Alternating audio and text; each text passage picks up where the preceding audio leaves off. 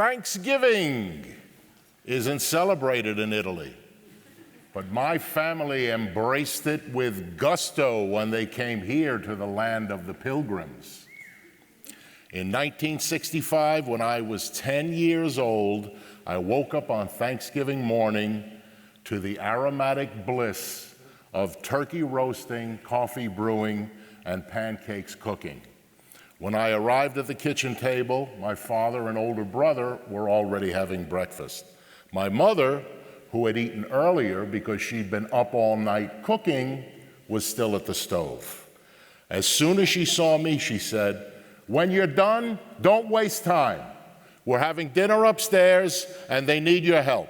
A lot of people are coming." It was 7 a.m.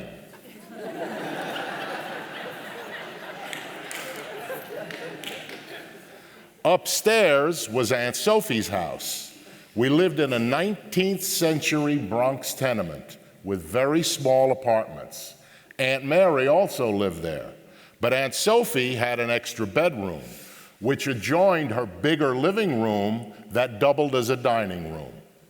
When I got upstairs around 10 a.m. after wasting time watching cartoons and a bit of the Macy's parade, I had to help Aunt Sophie's youngest sons, my cousins Joe and Mario, who were both old enough to be my father.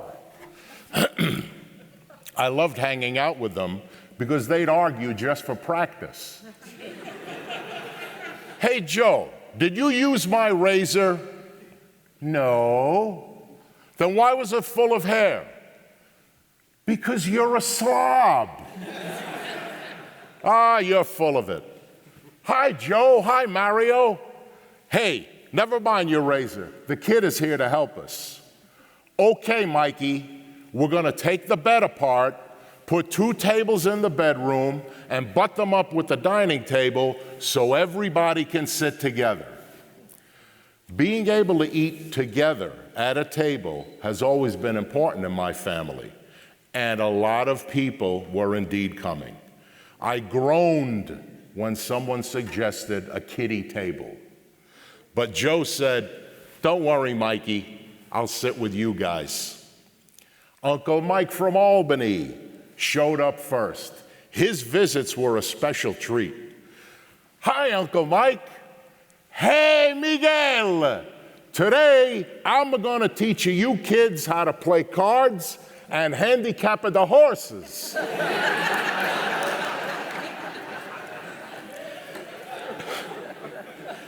Aunt Sophie's son Gus from Brooklyn came with his family. I loved his World War II stories.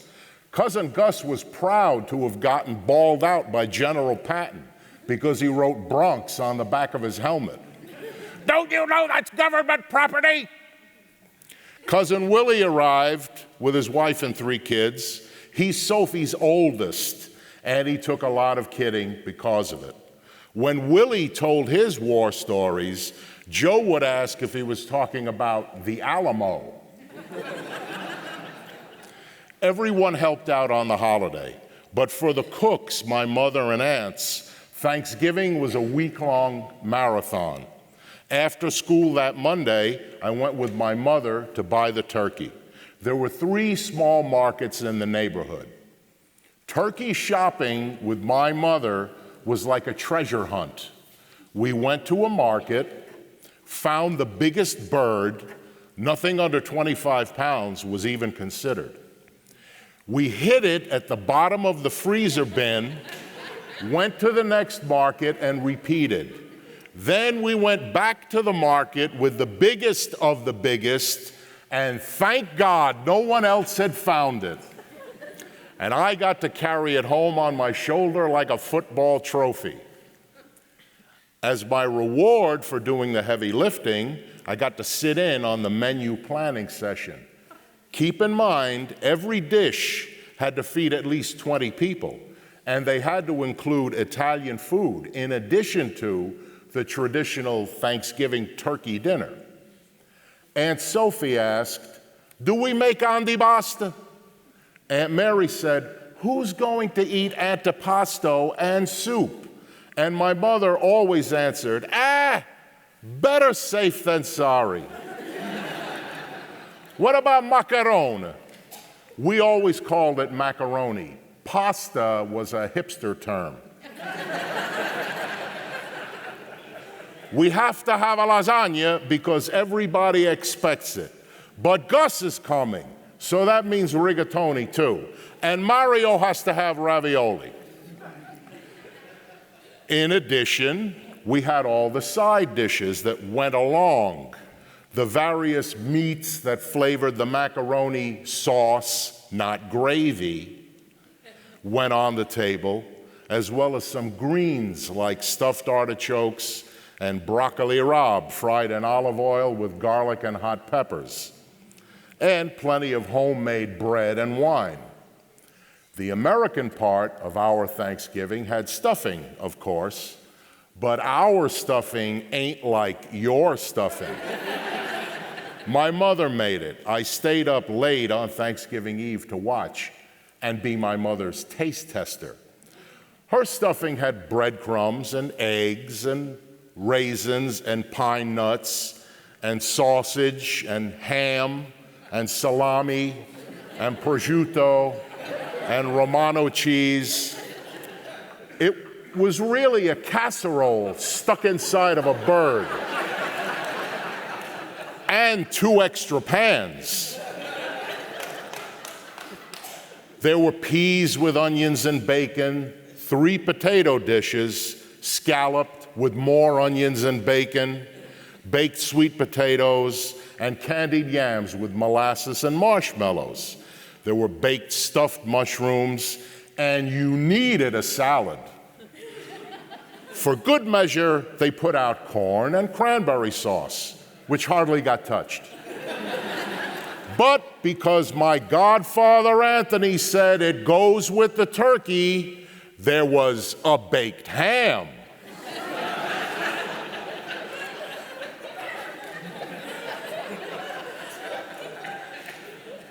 At dinner time, I got lucky. No kiddie table.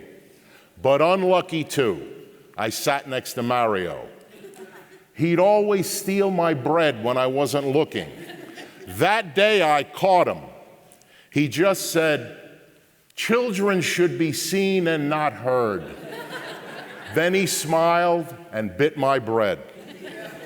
As soon as we kids were old enough to understand, he was the first one to tell us there's no Santa Claus. But even at that age, I knew it was all in fun. Dessert. We just called it having coffee. Was fruit, nuts, Italian pastries, and whatever the cooks baked. And the cooks always baked. That year, my brother made a pumpkin pie. It turned out to be the biggest hit of the day because he misunderstood that a glass of whiskey meant a whiskey glass.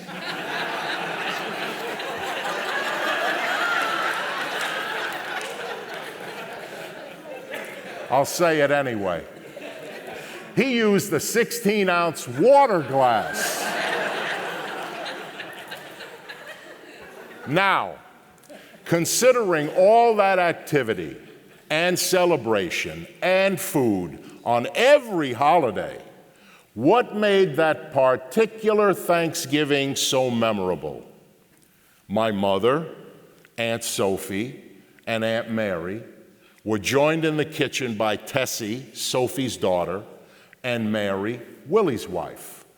5 cooks. They made so much food that halfway through having coffee, my father realized something. Guess what? We forgot to eat the turkey. It must still be downstairs.